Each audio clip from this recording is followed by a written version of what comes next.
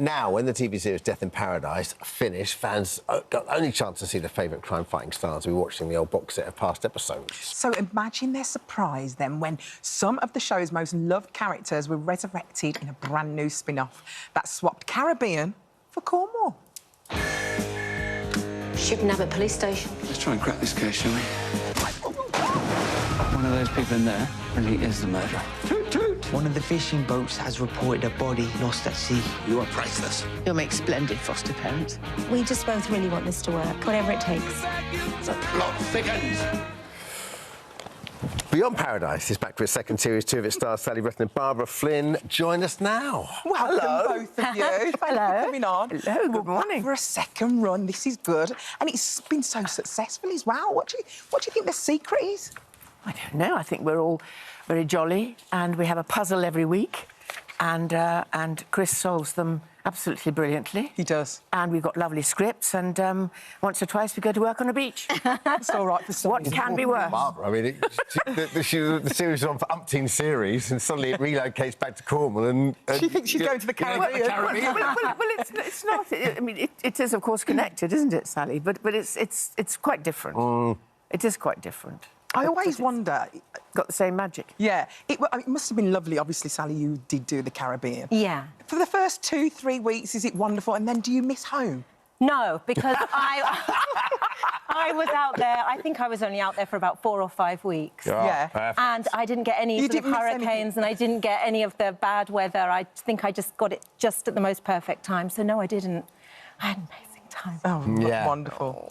Well, tell us what we've got in store, because I know your character had a bit of a rough time last time, but things are looking up for your character this time. Yes, things are brighter for Martha.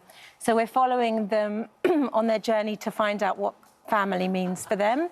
And so they're exploring fostering, and they're right at the beginning of that journey and very nervous about it and want it to go well and want to be good at it, and they just have lots of love to give, and they're hoping they can put it there. Oh, that's lovely. And Barbara, what about Anne? What's happening with Anne? Is she getting back on the dating scene? Well, yes, after a long, unhappy marriage, yes. And I think she's coming to a bit after the death of her husband and knowing she sees Martha and Humphrey very close. They're living in close proximity. She sees and maybe this... Anyway, she does. She starts this dating, which is a completely foreign world for her, and she's completely lost. And if it weren't for a great deal of help with the pushing and the swiping and the whatever you have to do with Melina is a gorgeous girl who plays Zoe, and she comes in and she does instruct Anne in lots of language. And there's also a very wonderful person who works at the farm shop who's quite a goer, and she's instructing her as well. So she has a lot of information coming in, and she doesn't do lots of it. She just actually does 2, really. And but what, she does 2 men? No, she just meets 2 men. Two connections or whatever. What are they called? Anyway, we're not. It's completely not my thing either. Match 2 matches. That's it. Strike, whatever. And she does actually eventually hook up on the second date with Richard, who is played by Peter Davison. And I mean, you've got to be happy with that. Well, I know. Well, Peter and I go way back. We go way back to Very Peculiar Practice. How way back are we talking? Well, there's a series... I was doing Beiderbecke and Very Peculiar Practice one year, and Very Peculiar Practice was written by Andrew Davis, and it was a very anarchic, wonderful thing about a medical practice, on a very poor medical practice on a university campus. And he played a very nervous young doctor who came in, and I played this very, very strong, incredibly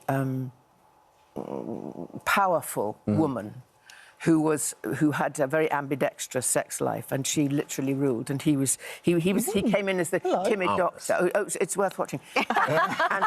and then I met him later on in something called Pat and Cabbage, where he played the stronger person, and I played the sort of a detective, but quite a shy person. Oh, it's a lovely storyline, though, isn't it? That a lot of people resonate with, I think. That kind of, widow, like, the third act in life, and actually giving it another go. Well, that's the thing about the series, isn't it? That it seems to... It touches on things that people can talk or don't really talk about, but need maybe to talk about. And the series, everyone watches it. But that's the great Every challenge. That's why age. it's so successful. That's a great Maybe. challenge. You've got a murder mystery, basically, but you still care about these people. That Yes. you tune in to watch every I quite week. like the relationship between daughter and mother Yeah. as well. We Whether or love not she it. comes to terms with the fact that she's dating. I know. Not with your father anymore. I know, all of that, and she's very protective of her, and it's a new world, and she doesn't want her to be vulnerable. No. But at the same time, she does go on a journey with it. She's nervous at the beginning and becomes more accepting and more embracing. But it's a lot of, shifting of... Well, with the first series, the IVF, wanting to have a family, is really a sensitive thing, which is so beautifully handled. Well, let's hear it. No, but absolutely, and now the fostering, there is that sensitivity that is written for us, which is wonderful. To watch it. Let's take a look. We've got a Let's clip. take a look. So you get on. Me and Zoe can cope. You don't want to be late. You sure? Positive. But we'll be back by 3. I've got a date tonight. Another one? I wasn't aware you were keeping count. He's picking me up at 7, so I'll be back by 3 so I can get ready. You need 4 hours. There's no point in even trying to explain it to you. Just wait until you're my age. All will become clear. Love it. I love it. When you were pitched the show, were you like, murder mystery, great, and then there's quite a lot of heavy subjects you've got.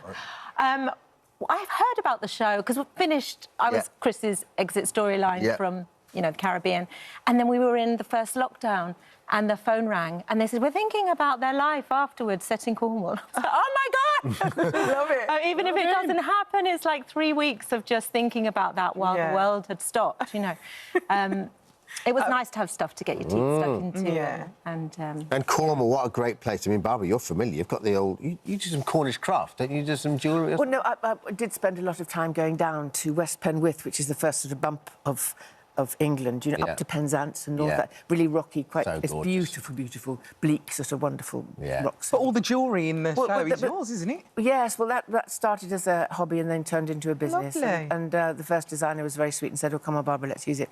And so I've been very... Before we let you go, have either of you ever played in that theatre down there, or the open-air theatre? Oh, no, I haven't. No, but I've seen many shows down there, because Linus kind of grew up... So beautiful. Unbelievable. Every summer. Well, listen, Beyond Paradise continues 8 p.m. Friday, BBC One. Catch up all the episodes on iPlayer. Sally, Barbara, thank you so much. Thank you for joining us. Thank you. Thank you. Thank you.